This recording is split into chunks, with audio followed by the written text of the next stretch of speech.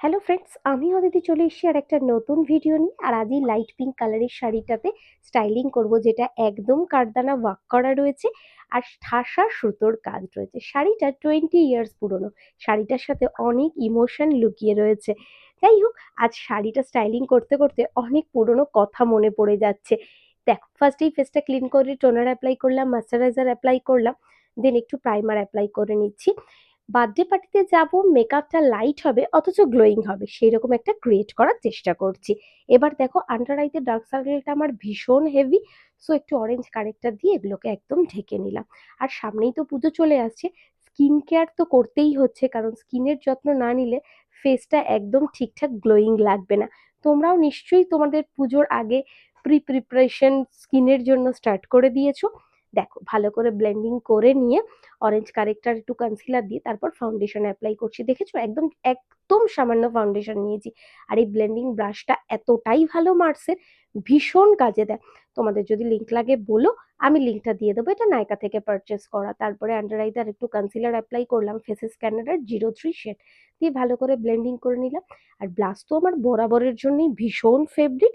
দেখো, গালটা একদম পিঙ্কিশ লাগছে। এটা হচ্ছে সুইস বিউটির স্ট্রবেরি শেডটা আর কি।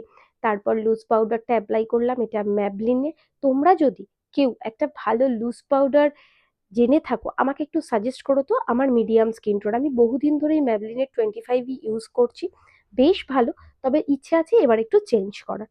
তারপর দেখো, আপার আইতে একটু আই শ্যাডো ইউজ করে নিলাম, লাইট ব্রাউনের সাথে একটু লাইট পিঙ্ক শিমারি দিয়েছিলাম। তারপরে আইলাইনার পরে নিচ্ছি।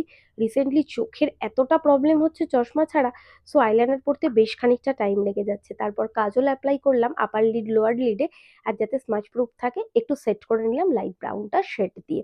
তারপর দেখো, লিপ ক্রিয়েট করবো একটা সুইস বিউটির লাইট পিঙ্ক আর একটা ম্যাবলিনের ডিপ পিঙ্ক কালার দিয়ে। তোমাদের শেড নাম্বার লাগলে বলো, আমি দিয়ে দেবো। লিপটা দুটো কালার দিয়ে মিক্সড করে শেডটা এত সুন্দর সামনে থেকে এসছে, আমি জানি না ক্যামেরায় কতটা প্রপার বোঝা যাচ্ছে।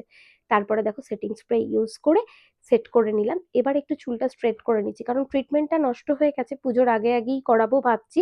দেখো, ওই জন্য আইকনিকের এই হেয়ার স্ট্রেটনারটা দিয়ে স্ট্রেট করেছি। রেজাল্ট তো তোমরা দেখতেই পাচ্ছ।